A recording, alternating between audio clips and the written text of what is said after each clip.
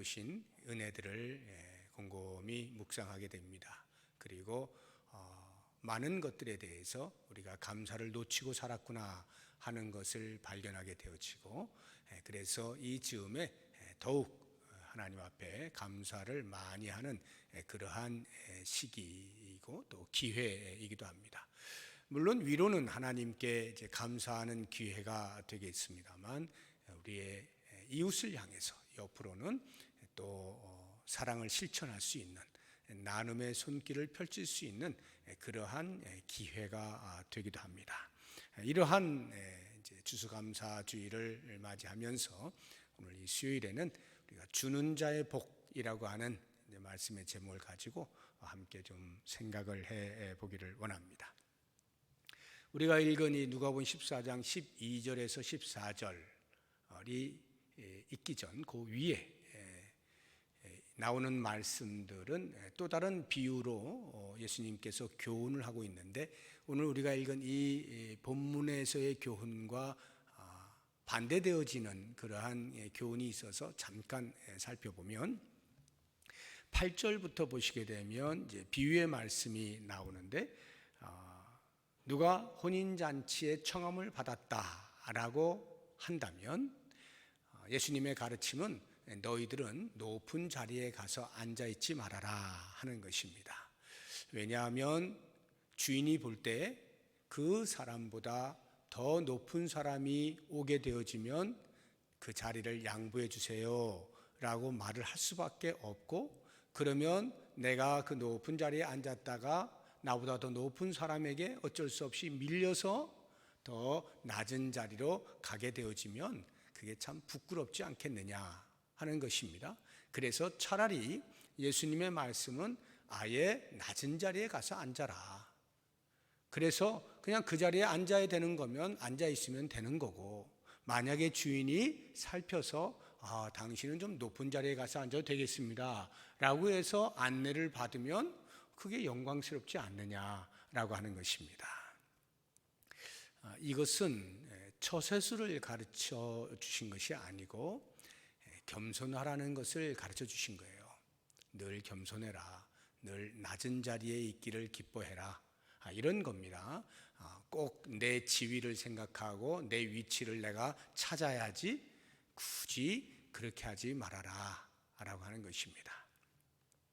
그리고 이제 오늘 본문의 말씀은 그와 반대되는 교훈을 주셔요. 교훈의 내용이 반대라는 것이 아니라 상황 설정이 반대라는 거예요. 앞선 말씀은 초대받았을 때 어떠한 태도를 가져야 되느냐라고 하는 것에 대한 교훈인데, 오늘 본문의 말씀은 내가 누군가를 초대할 때 어떤 태도로 초대를 해야 하느냐라고 하는 것에 대한 교훈을 주고 있는 것입니다. 여러분들은 만약에 누군가를 초대한다라고 할 때 식사 초대를 생각해 보세요. 그럼 누가 제일 먼저 떠오릅니까? 난 누구를 초대해서 식사해야지 라고 할 때 누가 제일 먼저 떠올라요? 사람마다 조금씩의 차이는 있겠지만 기본적으로 나와 가까운 사람부터 떠오르게 돼 있죠. 그러니까 가족들 또는 친구들, 우리 교회 공동체 안에서 우리 구역 식구들, 우리 부서 사람들, 나와 함께 일하는 사람들, 이렇게 생각이 나게 마련이잖아요. 그러다가 이제 이게 점점 뒤로 이렇게 밀려가다 보면 저 뒤에는 이제 의무적으로 하지 않으면 안 되는 그러한 사람들도 이제 해당이 되겠죠. 하지 않으면 왠지 찜찜하고 하자니 그렇게 유쾌하진 않지만 그래도 하긴 해야 되겠는 이런 대상들도 이제 저 뒤 순서에 이렇게 있게 될 것입니다.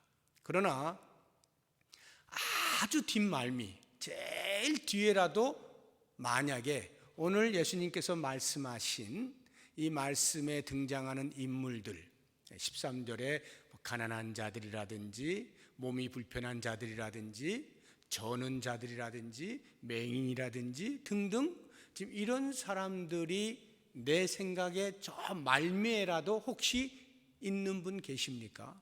한번 생각해 보세요. 만약 그렇게 말미에나마 있다고 하면 훌륭한 겁니다. 우리의 일생에 아마도 그런 사람을 내가 초대해야지 라고 생각하는 것은 손에 꼽지 않을까. 어쩌면 전무할런지도 모릅니다. 그런데 예수님께서 그걸 지금 가르쳐주고 계시는 거예요. 너의 가족들, 형제들, 부한 사람들, 이런 사람들 초대하지 말고 저희 가난한 사람, 몸 불편한 사람, 거기 지금 13절에 소개하고 있는 사람들은 꼭 그런 사람을 말하는 것이 아니라 사회적 약자를 말하는 거예요. 소외되기 쉬운 사람들, 스스로 경제적 능력을 갖고 있지 않은 사람들, 이런 사람들에 대하여 관심을 가지고 오히려 그런 사람들을 초대해라 라고 가르쳐주고 계시는 겁니다. 그래서 지금 이런 부분에 있어서 이제 제가 한 두 가지 정도를 같이 생각을 해보려고 하는데, 이 교훈 속에 담겨 있는 의미들, 그 첫 번째가 우리가 누군가를 초대한다라고 하면 갚을 능력이 없는 사람들을 초대하라는 것이 예수님의 가르침이에요. 갚을 능력이 없는 사람들. 그러면 이제 우리가 이제 갑자기 이제 얼어붙게 되죠. 아니, 그러면 지금까지 우리가 이렇게 같이 식사 교제하고 나누었던 그건 다 뭔가? 그런 사람들은 내가 그럼 잘못한 건가? 우리 가족들하고 식사한 건 어떻게 되지? 우리 구역 식구들하고 같이 식사하고 이런 건 어떻게 된 거야? 라는 생각에 봉착하게 됩니다. 근데 예수님의 말씀은 이제 그런 거 하면 안 된다를 가르치시는 게 아니에요. 그렇게 일상적으로 서로 사랑을 나누고 식사의 교제를 하고 하는 이런 것을 못하게 하시는 것이 아니라 가난한 자들, 약한 자들, 소외받기 쉬운 사람들, 그런 사람들에 대하여 너희는 얼마만큼 평소에 관심을 가지고 생각 속에 넣어두고 있느냐, 이걸 묻고 계시는 거거든요. 그런 사람들에 대해서 과연 너희가 손을 펼치고 있느냐라고 하는 부분을 우리에게 교훈하고 있는 것입니다. 그러니까 사회적 약자는 우리의 주변에 늘 있게 마련인데, 그 사람들에 대하여 사랑의 손길, 돌봄의 손길, 나눔의 손길, 베품의 손길을 펼치는 것은 필연적인 것이다 라고 하는 교훈을 하고 있는 것입니다. 우리 주변에 그런 사람들이 늘 있다 이 말이에요. 같이 있음에도 불구하고 그 사람들이 우리의 시야 속에 들어오지 않는다면 그것은 문제가 되는 것입니다. 그렇기 때문에 우리는 영적인 촉을 발달시켜야 돼요. 영적인 눈을 크게 떠야 돼요. 그리고 그들을 봐야 됩니다. 그리고 영적인 귀를 열어서 그들의 신음소리를 들을 수 있어야 하는 거죠. 그렇게 할 때 비로소 우리의 관심의 원 안으로 그들이 들어오게 됩니다. 그리고 그럼 내가 어떻게 할까라고 하는 것에 대한 생각을 하게 되는 것입니다. 그런데 나의 이웃 가운데에는 그렇게 가난한 사람이 없습니다. 내 이웃 가운데는 그렇게 내가 돌봐야 될 만한 사람이 별로 없는 것 같습니다 라는 생각을 혹시 하게 될지 모르겠습니다. 중요한 것은 나의 이웃 가운데 그런 사람이 누가 있나를 살피는 것이 아닙니다. 그런 사람에게 내가 이웃이 되는 것이 중요한 것입니다. 이 부분에 대해서 예수님이 잘 가르쳐 주신 말씀이 누가복음 10장에 나오거든요. 거기를 보면 한 율법 교사가 나와서 어떻게 해야 내가 영생을 얻을 수 있습니까? 라고 예수님을 시험하듯 묻습니다. 성경에 뭐라고 가르치고 있든 하니까 그 사람이 어렸을 때부터 배워온 힘을 다하고 마음을 다해서 주 너의 하나님을 사랑하고 너의 이웃을 너의 몸과 같이 사랑하라 하는 계명입니다 라고 대답하는 거예요.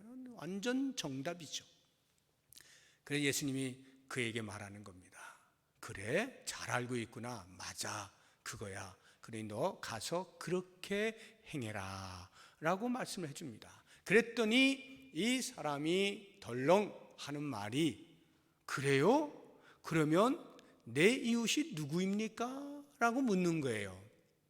자기 이웃이 누구냐고 예수님께 묻죠. 그때 예수님께서 비유의 말씀을 주시는 것이 여리고로 내려가다가 강도를 만난 자의 비유의 말씀을 하시는 겁니다. 그래서 제사장도 지나가고 레위인도 지나가고 사마리아인도 지나가는데 그 강도 만난 사람을 돌봐준 사람은 사마리아인이었다라고 하면서 그 사마리아인의 행하는 바에 대하여 설명을 해 주는 것입니다. 그러면서 우리에게 아주 큰 교훈을 남기시죠.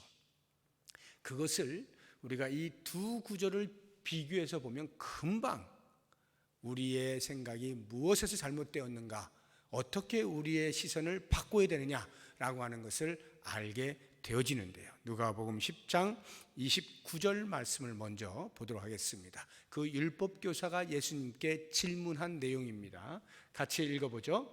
그 사람이 자기를 옳게 보이려고 예수께 여짜오되 그러면 내 이웃이 누구니까? 내 이웃이 누굽니까?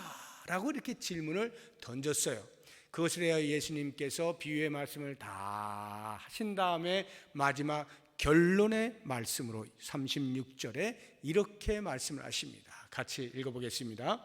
내 생각에는 이 세 사람 중에 누가 강도 만난 자의 이웃이 되겠느냐? 사람이 물은 것은 나의 이웃이 누굽니까? 라고 하는 자기를 중심으로 해서 이웃에 대하여 묻는 거예요. 내 이웃이 누굴까요?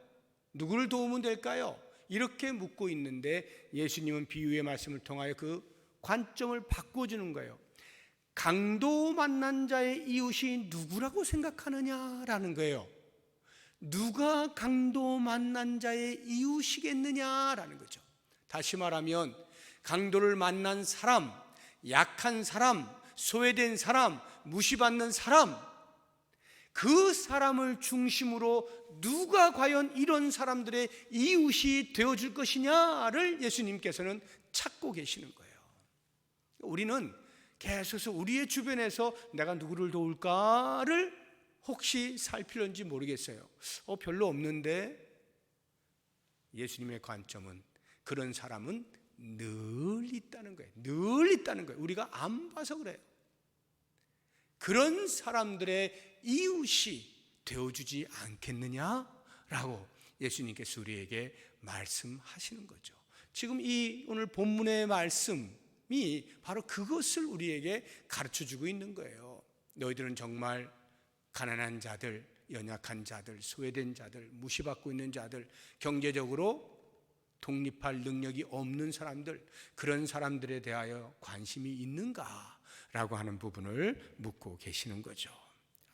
오늘 본문의 말씀에서 우리가 생각해 볼 두 번째 내용은 그렇게 긍휼의 손길을, 자비의 손길을 베풀 때 그때 그 행위에 대한 보상을 이 땅에서 받을 생각을 하지 말고 하늘에서 받으려고 해라 하는 것이 예수님의 가르침이에요. 우리가 이런 거 안 들어본 것도 아니고 당연한 거죠. 그런데 한번 잘 이제 말씀에 귀를 기울여 보시기 바랍니다. 예수님께서 이 땅에서 보상을 받으려고 하지 말고 하늘에서 받으려고 해라 라고 말씀하시는 이 의미, 이것이 혹시 이렇게 들리시지 않는가 모르겠어요. 14절을 보게 되면 예수님이 이렇게 말씀하시잖아요. 이는 의인들의 부활 시에 내가 갚음을 받겠습니다. 의인들의 부활 시에, 그러니까 마지막 날에 심판의 때에 예수님 앞에 서게 되어지면 그때에 네가 행한 행위에 대하여 갚음을 받을 것이다. 즉 상급을 받을 것이다. 이 말씀 아니에요? 자, 이 말씀에 대하여 우리가 혹시 이렇게 오해를 하지 않는가? 제가 우려되는 부분이 이런 겁니다. 얘들아, 너희들 정말 이 땅에서 그렇게 자비의 손길과 사랑의 손길을, 긍휼의 손길을 열심으로 베풀고 했는데 하나님께서 다 아시고 분명히 갚아주실 거야. 그런데 만약에 이 땅에서 받지 못하거든, 하나님이 잊으시는 분이 아니니까 우리 하나님은 하늘에서라도 반드시 갚아주실 거야. 그러니까 너무 서운해하지 마. 이렇게 혹시 오해하시지 않을까 싶은 거예요. 분명히 너희들이 행한 바에 대해 하나님이 다 아시고 이 땅에서 다 갚아주실 건데, 만약 그런 일이 없더라도 중간에 포기하지 말고 끝까지 하다 보면 나중에 이 땅에서 못 받으면 저 하늘나라에서는 반드시 받는다. 하나님은 다 아셔. 다 기억하고 계셔. 그러니까 분명히 보상해 주실 거야. 힘내자. 이러한 위로의 말씀으로 저 하늘의 보상을 말씀하고 있는 것이 아니다라고 하는 것입니다. 오히려 그 반대예요. 이 말씀은 이런 거예요. 너희가 만약에 너희가 그렇게 좋은 행위들을 했는데, 선한 행위들을 했는데 그것에 대한 보상을 이 땅에서 받으려고 생각한다면 너희들 큰일 난다. 이렇게 말씀하시는 거예요. 만약 너희가 이 땅에서 그 보상을, 주님, 제가 이렇게 선한 행위들을 하였습니다. 제가 대놓고 요청하지는 않습니다만 아시죠? 제 중심을 아시죠? 때를 따라 혹시 저에게 필요한 거 좀 주시면 좋겠습니다. 양심이 있어서 또는 체면이 있어서 하나님 앞에 소리내서 기도는 못하고 속으로만 그렇게 은근히 혹시 바라고 있지 않느냐 이 말이에요. 그 부분에 대하여 예수님께서는 그렇게 하지 말라는 거예요. 그거 하면 큰일 난다고 말씀하시는 게 오늘 본문의 말씀이에요. 자, 그게 큰일 날 일입니까? 우리가 선한 행위를 했어요. 하나님께서 아시고 이 땅에서 상을 주셔요. 그게 뭐가 큰일 날 일입니까? 감사할 일이죠. 하나님이 주시면 그래서 이 땅에서도 받고 그것이 또 하늘에서도 계속 기억이 되어서 하늘에서도 마지막 날에 또 상급으로 받고 금상첨화, 이렇게 우리는 생각이 들잖아요. 그리고 적어도 이 땅에서 성도들이 그렇게 하나님으로부터 복을 받을 때에 사람들에게 증거가 되지 않습니까? 봐라, 이렇게 선한 행위를 하니까 하나님이 아시고 채워주시는 거 봐라, 예수 믿자 라고 말하기가 참 좋은 그러한 상황 아니에요? 그러면 그게 왜 큰일 날 일입니까? 그 일이 일어나면 왜 큰일 날 일이에요? 근데 예수님은 그런 뉘앙스로 지금 말씀하고 있는 거거든요. 한번 보세요. 12절 보시면, 내가 점심이나 저녁이나 베풀거든 벗이나 형제나 친척이나 부한 이웃을 청하지 말라 해놓고 그 다음 말씀을 보세요. 두렵건대 이렇게 돼 있죠. 영어 성경에는 뭐 두렵건대라고 하는 이런 표현이 없어요. 한국말이 기가 막히게 집어넣은 거예요. 이거 정말 제가 이게 소름이 돋을 만큼 한국말 번역을 너무 잘해 놓은 거예요. 두렵건대 그 사람들이 너를 도로 청하여 내게 가품이 될까 하노라. 만약에 내가 이렇게 선한 행위를 했는데 그 사람이, 받은 사람이 내가 언젠가 저 사람에게 받았지, 나도 저 사람을 다시 초대해서 내 그것을 갚으리라 해서 만약에 가품을 이 땅에서 받잖아요. 그럼 그 일이 뭐라는 거예요? 두려운 일이 된다는 거예요. 두려운 일이. 14절 보세요. 그리하면 그들이 갚을 것이 없으므로 내게 복이 되리니, 갚을 것이 없는 사람에게 했을 때에 그것이 복이라 이렇게 이야기하는 거예요. 갚을 것이 있는 사람에게 하면, 그래서 갚아져 버리면 복이 아니라 이 말이에요. 그러면 단순히 이것이 이 땅에서 그렇게 되어지면, 가품을 받아버리면 하늘에서 가품을 받을 것이 없어지기 때문에 그래서이냐라고 할 때 답은 그게 맞아요. 그런데 그게 이해가 안 되는 거죠. 왜 이 땅에서 받으면 하늘에서 없어진다. 그럼 하늘에서 없어지면 그것이 그렇게 두려워할 만한 일일까? 라고 하는 부분에 대해서 우리는 잘 실감이 안 나는 거예요. 제가 한번 예를 들어보겠습니다. 어음이라는 거 아시죠? 사업을 하는 사람들은 회사에서 바로바로 일한 거에 대해서 현찰을 주지 않고 어음을 주로 줍니다. 그럼 어음을 주면 이게 빠르면 뭐 3개월에서 6개월 후에 현금을 받을 수가 있고, 늦으면 한 1년 후에 받게 되어지는 경우도 있습니다. 그러면 그 1년 후에 만약에 받는다고 가정을 했을 때 그 어음을 들고 있으면 분명히 1년 후에는 그게 현찰이 되지만 지금 당장은 아무것도 아닌 거예요. 이게 쓸 수가 없어요. 그런데 당장 현찰이 필요하다라고 하면 그것을 현찰로 바꾸는 그 중간 브로커가 있습니다. 소위 이야기하는 어음깡이라고 하는 것을 해요. 할인을 받는다. 할인을 받고 현찰을 받는다, 이런 말이에요. 예를 들어 1억짜리 어음을 내가 받았는데 1년 후가 되면 기다리고 있으면 1억을 현금으로 받을 수가 있는데 지금 당장 돈이 내가 필요해요. 그래서 억울하지만 아쉽지만 어떻게 할 수 없이 할인을 받아 한 30% 받아서 7천만 원을 현찰로 받는다 라고 생각을 해보세요. 그러면 지금 제가 이제 7천만 원을 받았어요. 받으면 3천만 원이 아쉽잖아요. 아깝잖아요. 1년만 버티면 3천만 원도 내 돈이 되는데 그걸 못 버텨서 지금 내가 자금을 돌릴 힘이 없어가지고 할 수 없이 7천만 원밖에 못 받았다라고 할 때 얼마나 아쉽습니까? 아쉽지만 당장 내가 필요하니까 그렇게라도 해서 또 사업을 하는 거예요. 자, 이런 경우에 1년을 기다리지 못했다라고 해서 어느 누가 그 사람에게 이 바보 같은 것 막 이렇게 이렇게 욕을 하는 사람이 없어요. 왜? 다 아니까. 그런 사실을 다 알거든요. 그렇게들 한단 말이에요. 당장 현찰을 필요로 하니까요.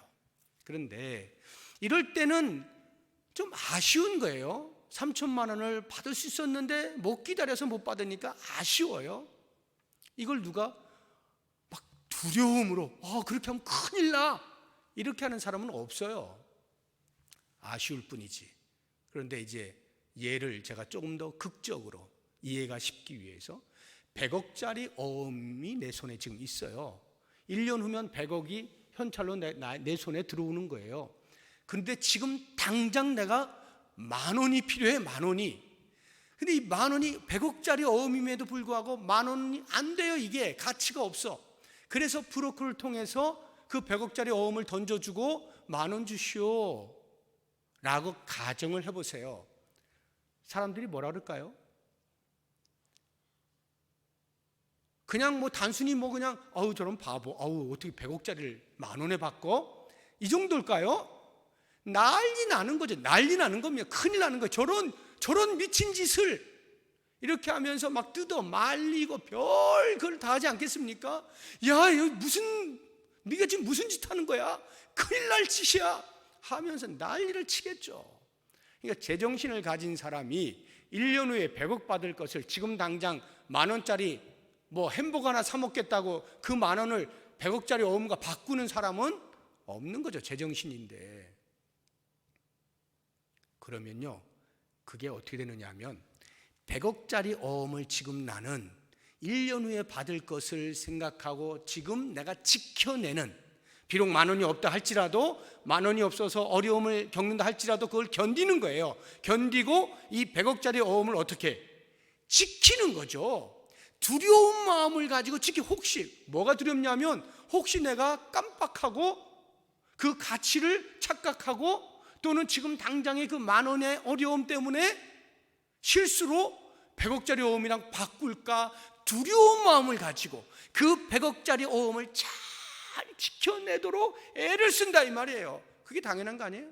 그건 아쉬운 게 아니에요. 야, 어떻게 100억짜리를 10,000원에 바꾸냐, 좀 아쉽다. 야, 이게 아쉬운 차원이 아니죠. 큰일 날 차원이에요. 그런데 우리가 이 땅에서 자비의 행위를 하고 나눔의 삶을 살고 누군가를 초대하고 돌본다라고 할 때 그에 대한 보상을 이 땅에서 받는 것은 마치 지금 제가 예를 든 100억짜리 어음을 10,000원에 바꾸는 것보다도 훨씬 비교할 수 없는, 하늘에서 받을 보상과 이 땅에서 내가 받는 보상과는 도무지 비교 불가한 그런 엄청난 차이가 있는데, 그것을 못 기다리고 이 땅에서 내가 난 그냥 받고 말래요 라고 하는 것과 다르지 않다 이 말이에요. 그러면 지금 이 예수님의 말씀이 이해가 되지 않습니까? 두렵건대 혹시라도 내가 갚음을 받을 사람에게 도움의 손길을 줄까, 초대를 할까 두려워하라는 거예요. 두려워하라. 이거 두려워할 일 아닙니까? 하늘에서 내가 받을 것이 없어 버려요. 큰일 날 일입니다. 큰일 날 일이에요. 그래서 지금 예수님께서 이와 같은 말씀을 주시는 이유가 우리가 우리의 주변에 늘 있는 자들에 대하여, 그 연약한 자들에 대하여 관심을 깊이 가지고 그리스도의 사랑을 그들에게 나누라 라고 하는 이것을 가르치고 있는 거잖아요. 그리스도의 사랑을 나눌 때 그것에 대하여서 굳이 받으려고, 나의 선한 행위에 대한 대가를 이 땅에서 굳이 받아내려고 그렇게 하지 말아라는 거예요. 그것은 두려운 일, 큰일 날 일이에요. 오히려 받지 못할 때의 진정한 가치와 의미가 그 속에 있고, 저 천국에서 주님 앞에 섰을 때 상상할 수 없는 보상으로 나에게 다가온다라고 하는 이 명확한 사실, 아직 일어나지 않았으나 현재와도 같은 생생한 이 사실을 두고 그것을 놓치게 되어지는 어리석음을 범치 아니하도록 두려움으로 그것을 잘 지켜라 라고 하는 것입니다.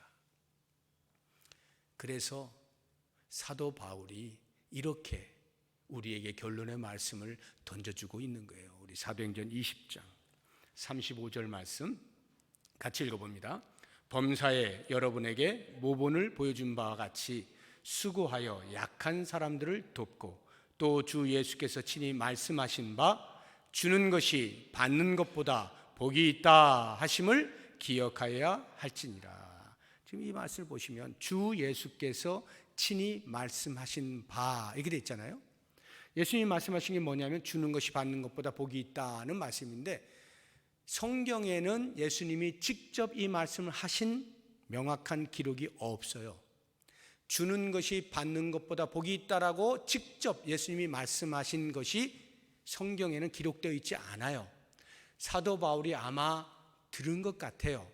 기록은 안 돼 있으나 들었나 봐요. 그래서 그 들은 것을 가지고 이렇게 권면을 하는 거예요. 주는 것이 받는 것보다 복되다. 왜 주는 게 받는 것보다 복된지를 오늘 말씀을 통해서 우리에게 명확하게 가르쳐주고 있지 않습니까?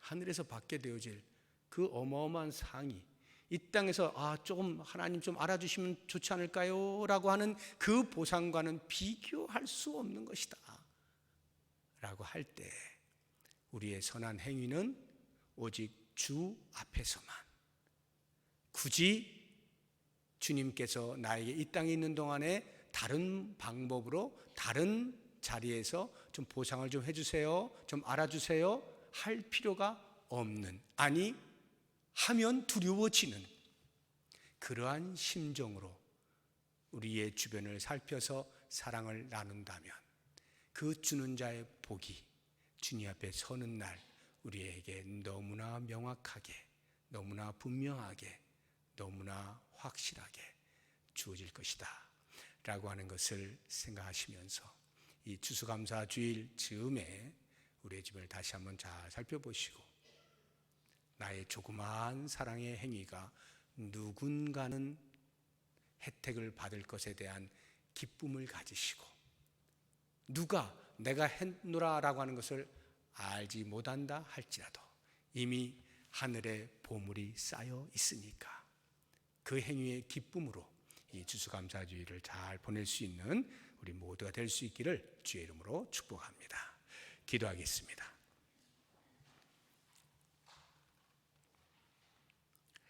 하나님 아버지,